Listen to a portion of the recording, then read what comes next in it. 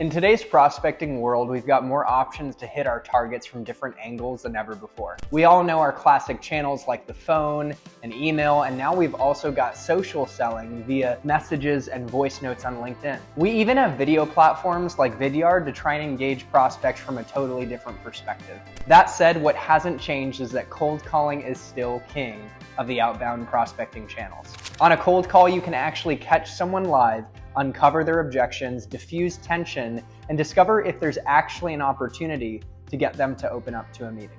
With other messaging mediums, you might get ghosted and will never even know why. In other words, with cold calls, if someone picks up, you have the opportunity to make things happen that wouldn't have otherwise. Cold calling is key to becoming a top performing SDR, and the big question is, how many cold calls should you actually be making every day? In this video, we'll answer that question in detail so that you know exactly what it takes to succeed. If you enjoyed this video and get value, make sure to hit the like button, subscribe to the channel for weekly videos committed to your success in tech sales and in life, and subscribe to my weekly Sell More, Live More newsletter. And you'll get free winning cold call scripts, an interview checklist, and a 90-day SDR success plan as added bonuses. All right, let's dig into it. Before getting into the hard numbers, let's look at a couple considerations when it comes to making cold calls that you should be making every day. First off, do not just make calls to make calls and pad your call stats.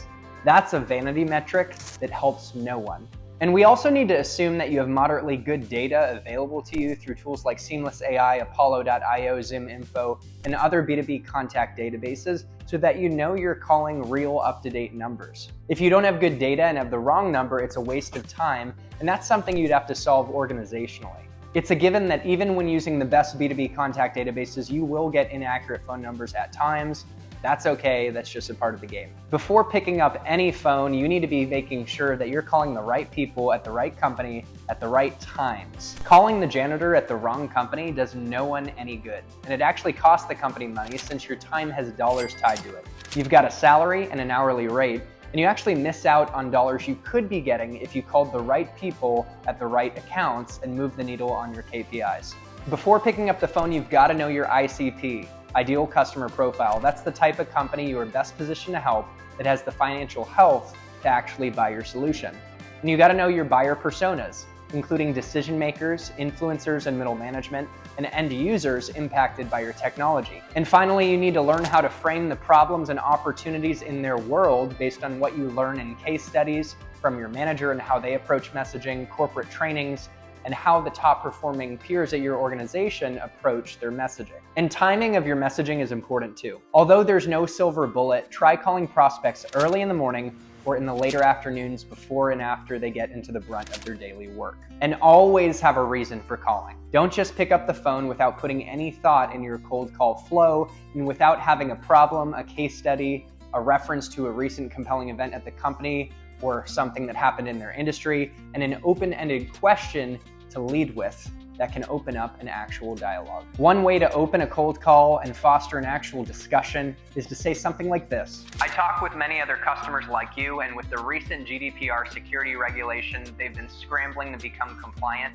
and not break the bank to do so. How have you been handling that? And finally, before getting into the hard numbers of how many cold calls you should be making a day, if you want to be more effective and get more meetings with fewer calls, in addition to knowing your ICP and buyer personas and having a reason for calling, you can warm up the prospects you're reaching out to with multi-threaded emails and LinkedIn touches so they're familiar with you and who you are by the time you call. This pleasant persistence and consistency will often earn you meetings, and prospects really want to see this level of commitment when reaching out. So now let's get to what we've all been waiting for. Let's look at some statistics according to a few top companies out in the market to see how many cold calls we should be making.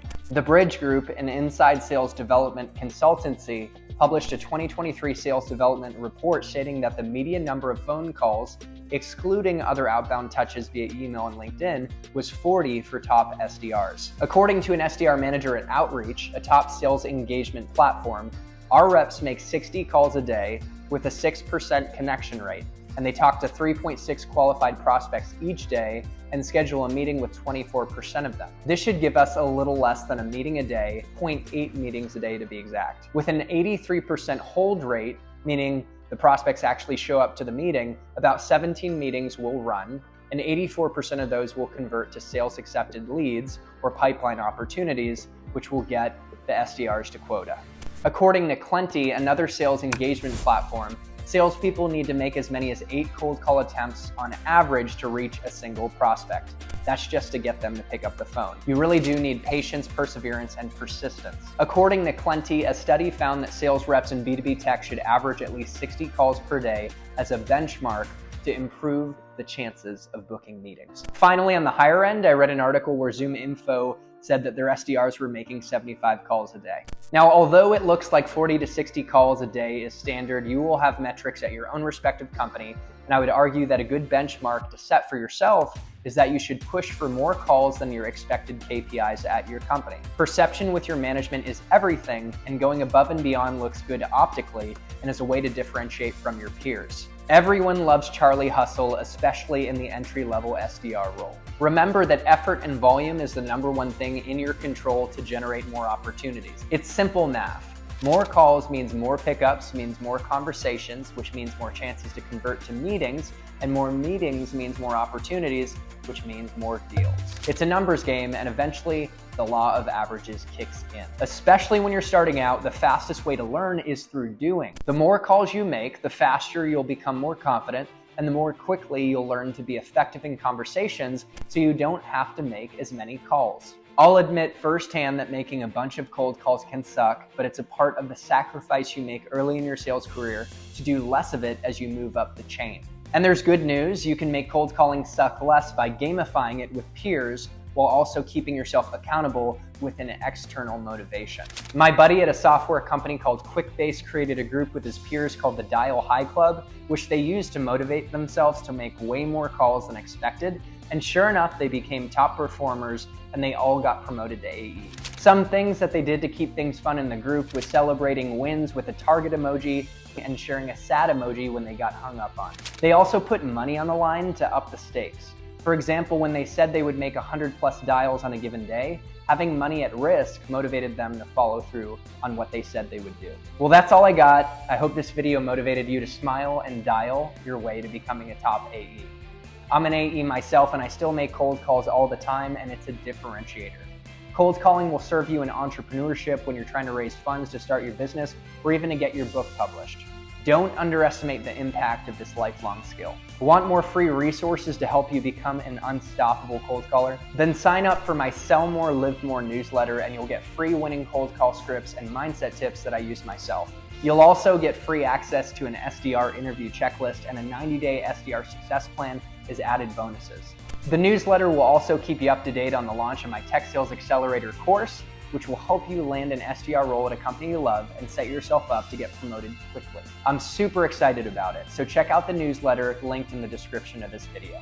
Of course, like this video and subscribe to the channel for weekly videos committed to your success in tech sales and in life. Happy selling and happy living, and I'll see you in the next one.